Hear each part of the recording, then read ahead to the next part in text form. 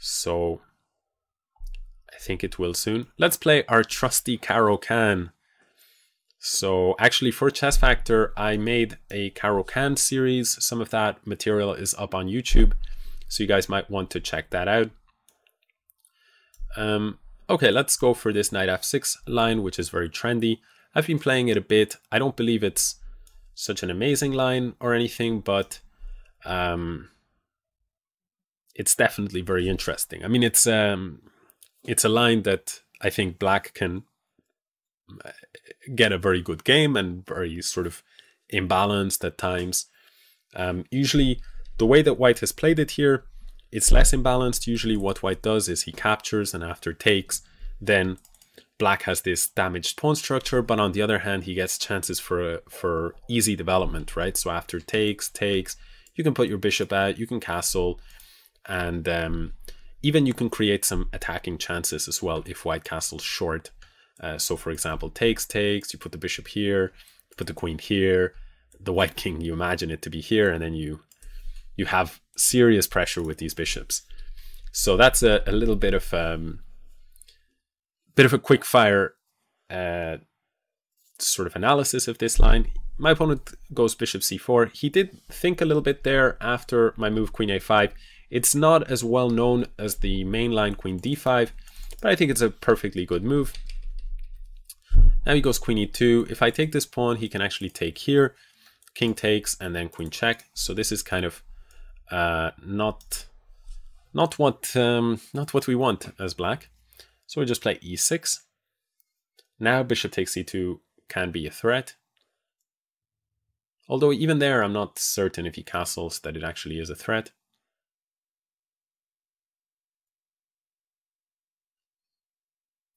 So he has gone ahead and castled.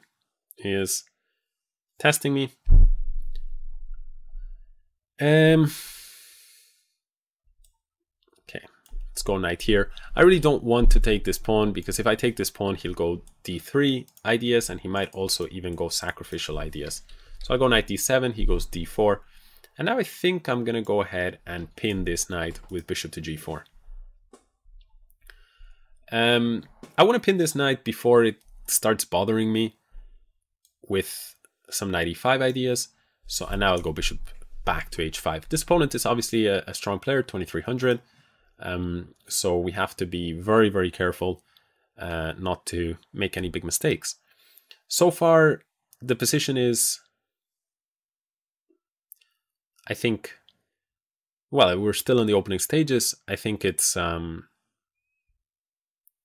black, at least his plan is to just at some point develop the bishop, maybe castle short, maybe, you never know, castle long, but probably just castle short, and then say, you know, I've completed the development of all my pieces, and although you have this pawn here on d4, it's really not a huge deal. The space advantage is not a huge deal. I'm going to take here on f3, and my opponent had actually pre-moved g takes f3, and that's because I think he realized this mistake just a second after. The reason behind taking here is he cannot take with the queen because of queen takes rook. So he goes g takes f3, but of course that's something that black can be quite happy about.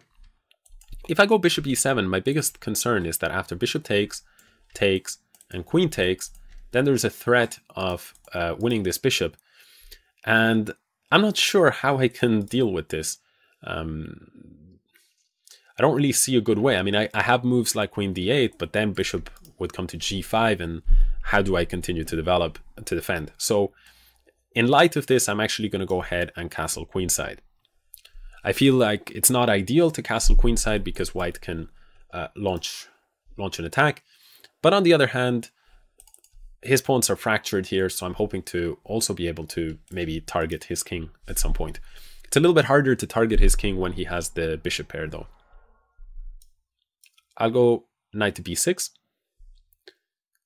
And the idea behind this move is to target his bishop pair.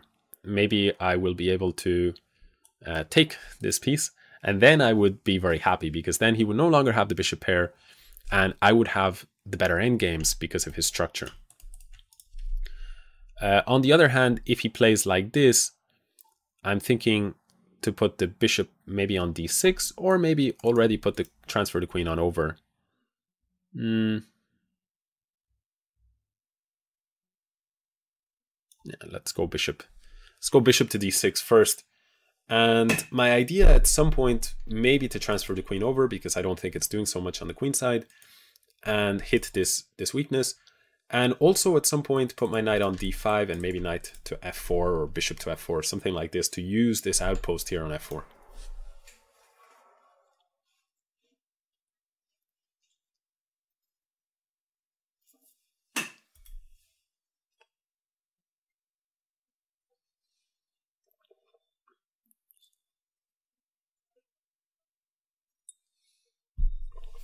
To answer Q Tunneler's question of so this move, I felt this move was not good because of bishop to b4, but maybe I'm missing something. I hope I haven't missed anything.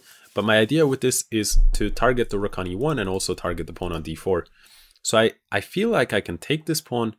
I mean, if I'm missing something, then it's one of those spots where you just have to say, you have to have faith in what you're seeing, or if you're not seeing anything.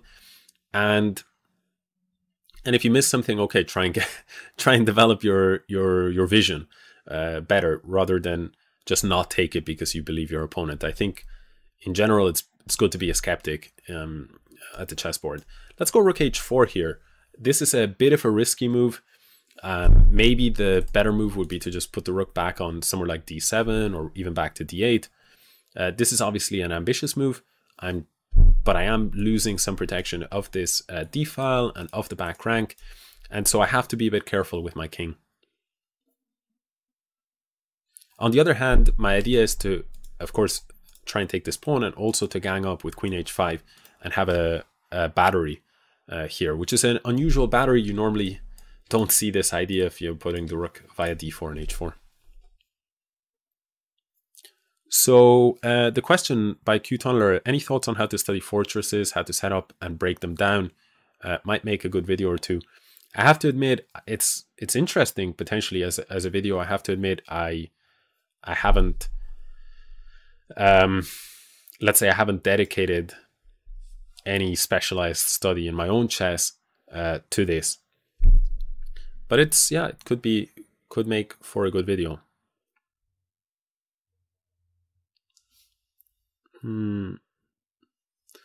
Now what to do? Okay, I feel like this bishop isn't really doing so much here. So let's go bishop to c5 and challenge his own bishop on e3. I may be able to take, although I have to be careful that I'm okay allowing him improving his pawn structure. I may not want to allow that. But for now, I have some useful moves. For me, I'm up a pawn here, and my structure is better, and I think my king is safer. So I think this position is objectively winning. But I have some things that I need to improve in the position, like this rook on h8 is not playing. The knight on b6 is also not playing. And because we have opposite side castling, he might actually be able to crash or to launch an attack on the queen side. So I have to be careful for sure. It's not one of those positions that you can just sort of relax, like if it's a rook and pawn endgame and you're up 5 pawns, then you can relax. But here I don't think it's quite like that. Q Tunneler says that you're a paying member on Chessfactor and that fortresses would be a welcome addition. Thanks. Well, I will definitely consider the possibility. I'll say it, of course, I have done a lot of work for Chessfactor, but I'm not the founder of Chessfactor. So ultimately those would be my decisions in terms of the exact content to be out there, but I'll definitely forward your opinion. And if I myself cannot make such a series, I'm sure what I can guarantee you is that the Chessfactor will for sure look into this possibility as a topic. So this much I can say.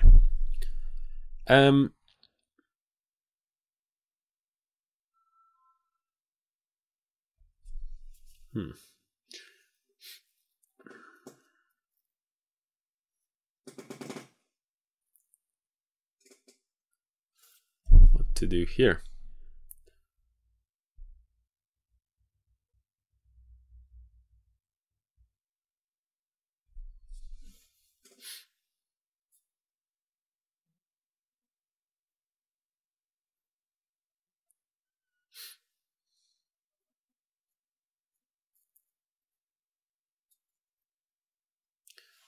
I don't know. I'll take here. I think that there's an interesting idea in knight takes, but I'm not sure. I'm not sure that it definitely works or anything.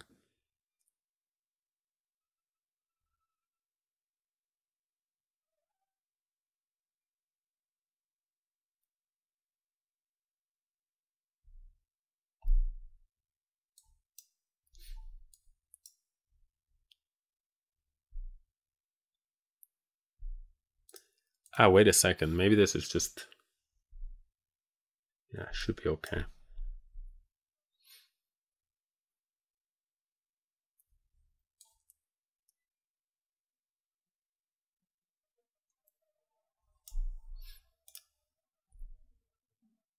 So I've just won a pawn here. If he cannot take, that's sort of the idea. If he goes some rook move, for example, I'll be able to go check. And so I think he has to take. And then my idea is just to give this check here on d2. If he then goes king to e1, I'll go queen takes e3, and there would be mate to follow. And if after this check he goes king f1, I'll go queen check, king here, queen f2 is mate. So after queen takes, I think he has to go rook d. He has to go back and give the queen. But if he does this, then I can take, and check, and then he would have had to go here, and I can take here.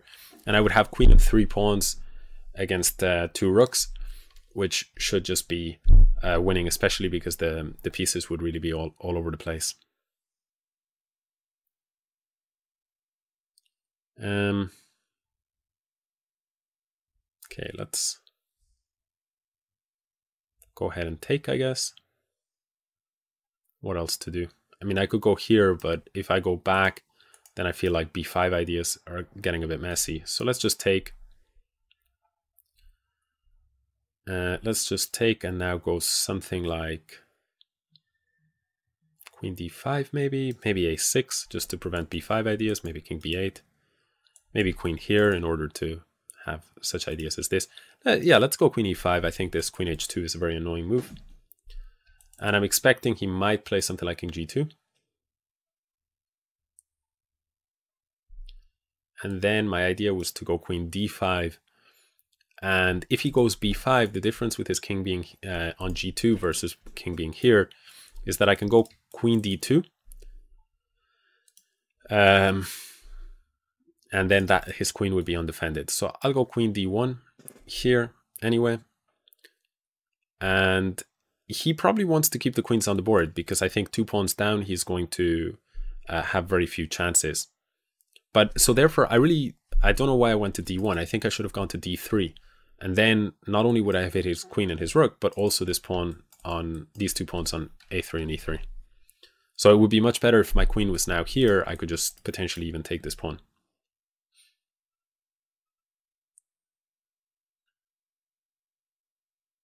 Okay, let's...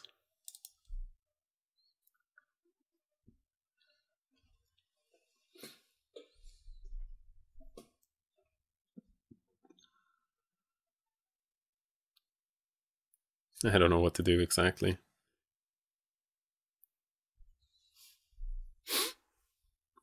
Should have played my queen to d3.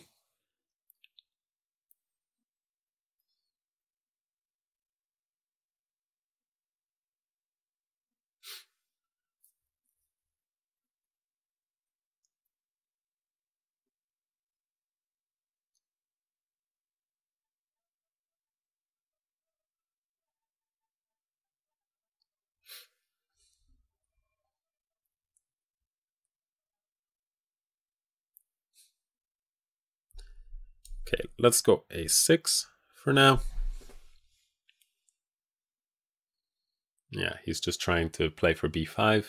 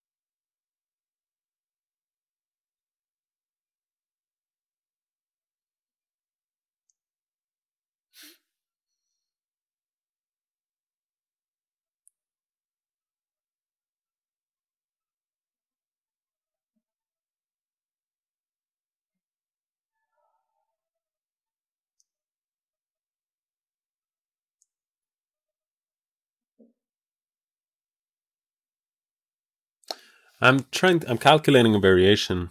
Sorry if you guys thought my internet had been gone, but I'm just wondering if that line works or not. I'd like to sort of clear the air in the position, but I'm not sure that it works. So I'm just checking it. Here, takes, here, takes.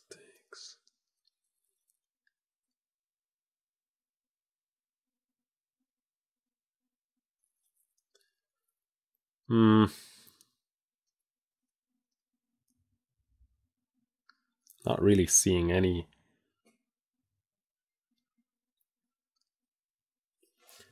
I mean, okay, I normally wouldn't do this, but I think it's an interesting line, so I'll show it. The reason I normally wouldn't do this is just because I think that you run the risk of overlooking something, and it's like when you're up 2 pawns, you should just go for something safer. So maybe the best move is something like queen d5, or maybe the best move is king b8.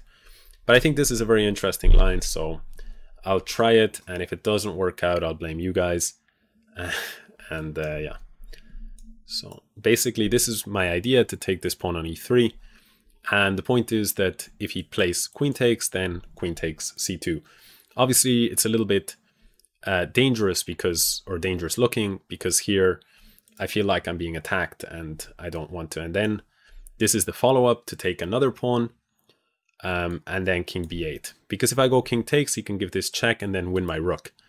Now the point is, if he takes this rook, then I take here on c2. With check, if he gives this check, then I go king takes b7 and he can win my rook.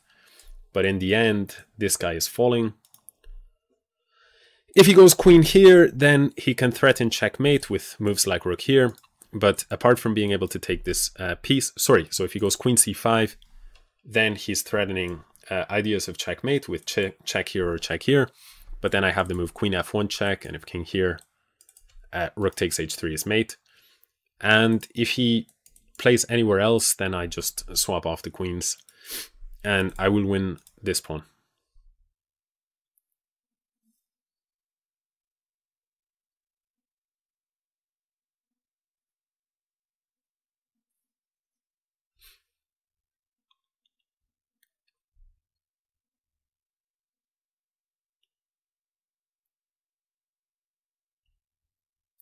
So it's always a good sign when your opponent doesn't play too quickly.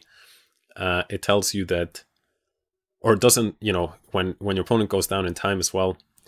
These are situations where you're especially happy if you're not online, if you're over the board, and you can judge by your opponent's body language whether you've missed something or not. So my opponent resigned. I think that the calculation was accurate, but let's see if there was any mistake. So I went rook d3, b5, I took here, and then rook takes e3, and then rook takes f3. So the engine supports it, but as you can see, the reason why I spent quite a lot of time is because everything else loses, and the reason why I said don't do this is, like I myself would usually try and, in a blitz game, I'd try to find something a little bit easier. But when I saw this idea, I thought, okay, even if I somehow have missed something, then it's a fun line to show for the stream. And yeah, but in general, like, you don't want to walk such a tightrope when here, as the engine says, just a move like queen b1 is just as good, or queen d3 is just as good, preventing b5, and you don't need to walk the tightrope. Still, though, it feels good when you walk the tightrope and you live to tell the tale. So this was a nice combination. Mr. Devo saying, so good game to Mr. Rrhyddhad, or RRHYDD.